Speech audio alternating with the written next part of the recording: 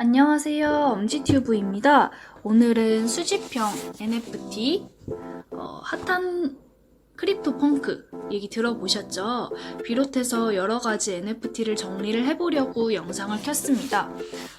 보시면 굉장히 허접한 픽셀형 이미지인데요.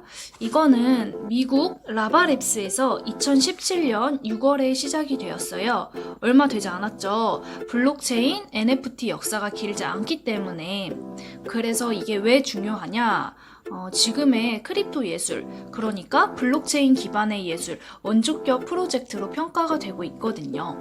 그리고 무한정하게 생성되는 게 아니라 1만 개만 세상에 존재하기 때문에 희소성이 있다는 거예요.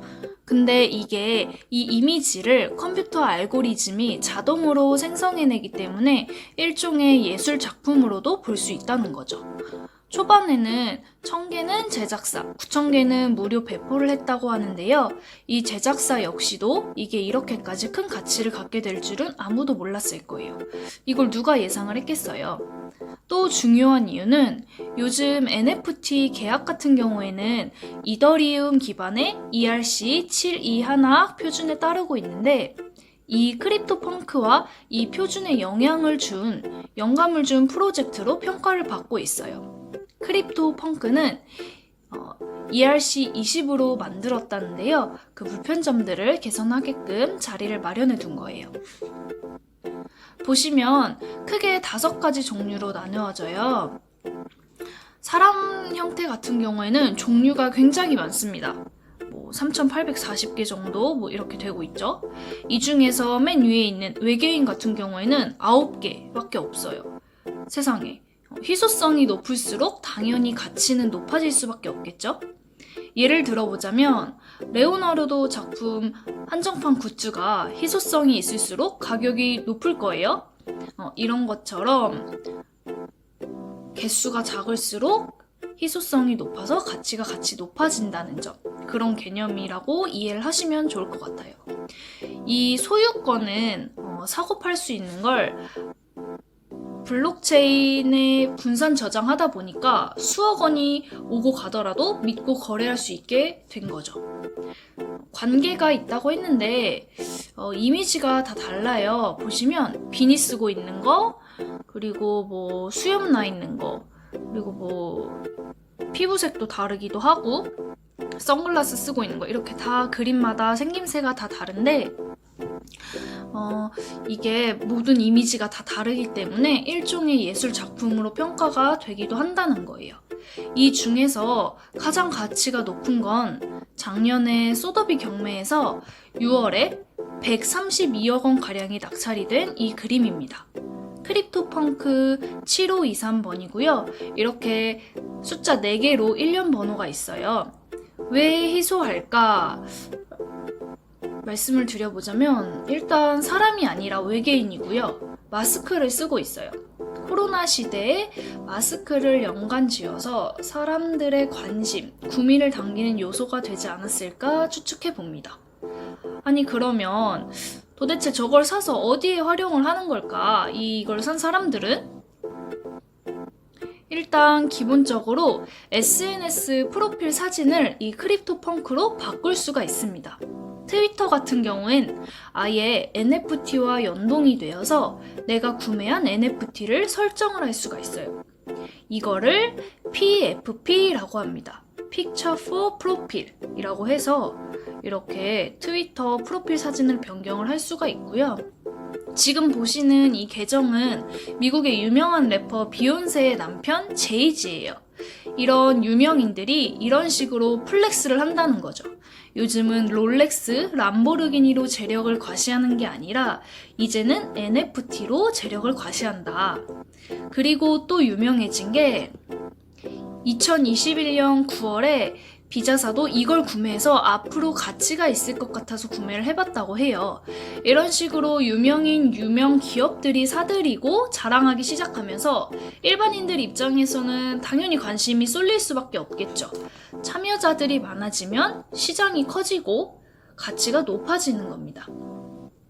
자, 그 다음으로 프로젝트가 진행이 된 게 크립토키티라고 하는 유명한 고양이 육성 게임입니다. 2017년 10월에 시작이 됐고요. 시족격 서비스로 평가되고 있습니다. 각각의 고양이 모습이 다르고 교배를 하게 되면 새로운 고양이가 나오는데 새로 나온 고양이가 희소할수록 비싸게 팔린 거예요.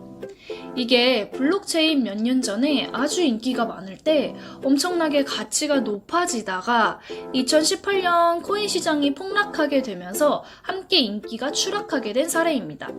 아직까지도 인기가 다시 살아나고 있진 않아요. 요즘 인기 있는 프로젝트를 소개를 해드리자면 보이시는 화면의 프로젝트인데 BAYC라고 줄여서 부르고 있고 지루한 원숭이 요트 클럽이라고 해요. 자, 이것도 1만 개의 이미지만 있고요. 처음에는 모든 이미지가 비싸게 팔리지 않고 0.08이더 당시 시세로 25만 원 정도에 동일하게 판매가 되었었는데 지금은 몇억 원에 판매가 되고 있습니다. 보시면 이것도 다 다른 이미지예요. 근데 이건 특이한 점이 뭐냐면 이 NFT를 사게 되면 이미지를 상업적으로 활용이 가능하다고 합니다. 어떤 기업에서 사서 사용을 한다던가 개인이 구매를 해서 굿즈를 만들어서 판다던가 이렇게 마음대로 사용을 할 수 있다는 거죠. 크립토펑크는 아직 거기까지는 권한이 제공되지 않았어요. 그래서 이건 활용도가 높기 때문에 굉장히 인기가 높습니다. 마찬가지로 프로필 사진으로도 많이 씁니다. 농구 선수 중에 스테판 커리 아시죠? 왼쪽이 스테판 커리의 프로필인데요. 이분도 이렇게 보시면은 NFT를 구매해서 프로필 사진으로 사용을 하고 있고요. 오른쪽 같은 경우에는 래퍼 에미넴입니다. 들어보셨죠? 자, 유명인들이 이렇게 쓰면 일반인들도 당연히 사고 싶을 거예요. 자, 또 재밌는 점은 요 NFT 희소한 걸 갖고 있는 사람들끼리 유대감 형성이 되어서 처음부터 제작사에서 강한 유대감을 가질 수 있게끔 커뮤니티 형성을 의도를 했다고 해요. 이렇게 BAYC NFT를 가지고 있는 사람들이 실제로 만나서 콘서트 형식의 파티를 연다던가 커뮤니티에 있는 사람들이 서로 돕기까지 한다고 해요. 집을 서로 알아봐 준다던가 일자리를 알아봐 준다던가 이런 식으로 서로 돕는다고도 하네요. 유대감이 있기 때문에. 일단 이들은 내가 블록체인에 대해 잘 알고 있고 나는 돈이 많아서 이걸 샀다. 이런 유대감으로 그들을 하나의 이런 모임, 커뮤니티로 형성을 한 거고 이 경우에는 NFT가 일종의 회원권 역할을 하는 겁니다. 특정 사람들이 이거를 가지고 있으면 그 사람들만 가질 수 있는 그런 권한이 생긴다. 이게 또 앞으로의 성장 가능성이라고도 이야기가 나오고 있어요. 굉장히 색다른 접근이라는 생각이 들어요. 자, 이 BAYC는 앞으로 할 게 굉장히 많습니다. 애니모카라는 게임사와 게임사와 협력을 해서 게임에서 돈을 버는 것까지 개발을 하고 있다고 해요, 현재. 이런 식으로 활용도를 계속 보여줘서 당신이 이걸 구매하면 어떤 혜택이 있고 어떤 활용을 할 수 있는지 그리고 얼마나 성장할지 계속해서 보여줘야 하는 거죠. 처음부터 아예 이런 것들을 묶어서 홍보한 것도 있어요. 그게 바로 프로젝트 사이버 콩즈라는 건데요. 이거는 아예 프로필 설정, 메타버스 게임, 디파이, 탈중앙화, 금융까지 합친 프로젝트입니다. 이거는 크게 3가지 구매를 하실 수가 있는데요. 맨 왼쪽이 제일 처음에 나온 건데 1000개로만 판매가 됐었어요. 최초의 사이버 콩즈입니다. 이게 진짜 대박인 게 뭐냐면 이걸 가지고 있는 사람들한테는 하루에 10개씩 바나나 코인이라고 하는 암호화폐를 준다고 해요. 근데 이게 수익이 올라가서 그 코인의 바나나 코인의 시세도 함께 올라갔겠죠? 그래서 이 제네시스 콩즈, 두 번째 있는 제네시스 콩즈를 가지고 있는 사람들은 바나나 코인을 모아서 한 달에 5,600만 원까지 수익을 냈다고 합니다. 이런 식으로 요 NFT, 이 그린 픽셀만 가지고 있으면 돈이 되다 보니까 제네시스 콩즈의 가격이 엄청 비싸진 거예요.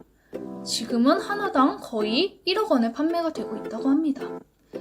계속 가지고 있으면 몇백만 원씩 수익이 나는 거죠. 자, 두 번째 그림, 베이비 콩즈라는 건 제네시스 콩즈, 왼쪽 제네시스 콩즈를 교배시켜서 탄생한 건데 바나나 토큰으로 교배를 시킬 수가 있고요. 이 교배한 원숭이를 판매할 수 있습니다. 마지막으로 VS라고 되어 있는 건데 이건 게임에 활용할 수 있게끔 3D 형태로 만든 거예요. 이런 식으로 활용도를 높여서 판매를 하고 있다는 거죠. 자, 그러면 이런 거를 우리나라에서도 해보자 라고 해서 비슷하게 나온 게 바로 메타콩즈입니다. 프로젝트 콩즈.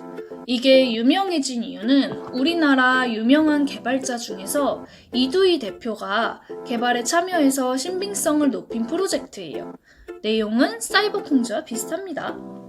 근데 저는 이걸 보면서 느낀 게 이런 비슷한 프로젝트가 계속 생기면 가치가 앞으로 더 높아지는 건지 낮아지는 건지 좀 애매한 것 같아요.